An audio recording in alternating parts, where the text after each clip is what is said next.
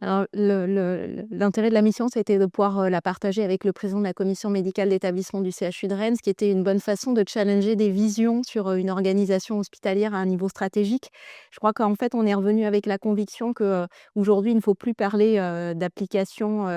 au sens de outils, logiciels, mais parler en fait d'usage et ce que l'on veut, développer et à cet égard, on est en phase de renouvellement de nos dossiers patients informatisés. On est en train de le regarder de manière, totalement différente, c'est-à-dire non pas un cahier des charges avec, des exigences fonctionnelles qui permettent de dire que, on veut, tel clic à tel endroit,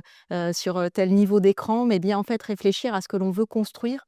Donc ça, c'est le premier point. Le deuxième point, c'est que ça nous a confortés dans l'idée, de penser la structuration du système d'information à partir de la donnée et donc on est en expérimentation parce que le CHU de Rennes est un des premiers établissements qui s'est inscrit dans la dynamique de structuration d'un entrepôt de données de santé qui a été pensé pour la recherche de travailler en fait sur une équivalence, avec, une normalisation de toutes nos données. Donc on est en expérimentation sur, une structuration, de nos données, issues de nos applicatifs, sur, notamment la norme FHIR et donc comment en fait, on travaille, ce développement de cette structuration pour pouvoir ensuite avoir des usages qui se construisent à partir des données et non plus seulement à partir des applicatifs et surtout de la façon propriétaire de traiter, des données qui sont tantôt structurées, tantôt qui ne le sont pas et en fait, je pense que, j'ai retenu aussi, de l'expérience américaine que, en fait, trop d'informations dispersées dans trop de documents, c'est finalement une manière de ne pas bien travailler, de passer du temps et sans garantie de qualité au service du patient et finalement, c'est tout l'intérêt là de basculer sur une approche donnée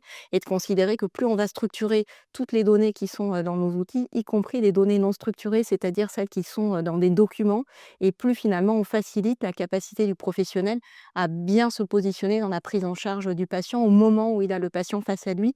Et puis, je pense que j'ai retenu aussi, un enjeu énorme de formation. Ouais. Parce qu'on voit bien en fait que les métiers vont se transformer. Je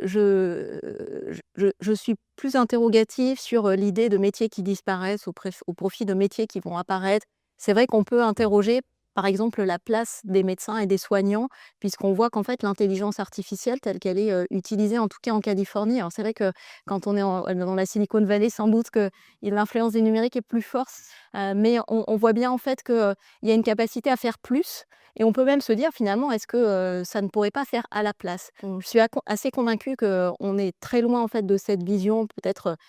extrêmement futuriste et que donc il faut apprendre à se servir des outils, garder l'esprit critique, être en capacité aussi de corriger tous les biais,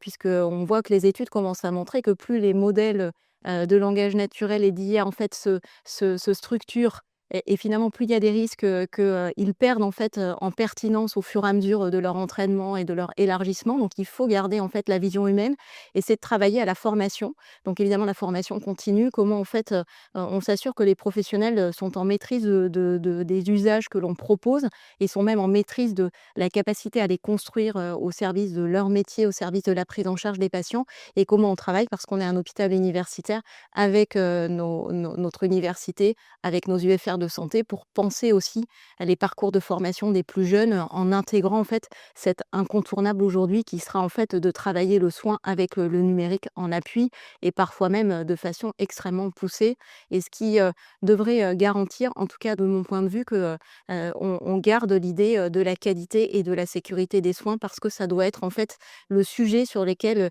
il n'y a pas de discussion, pas de transaction possible et ce qui doit guider en fait toutes nos réflexions.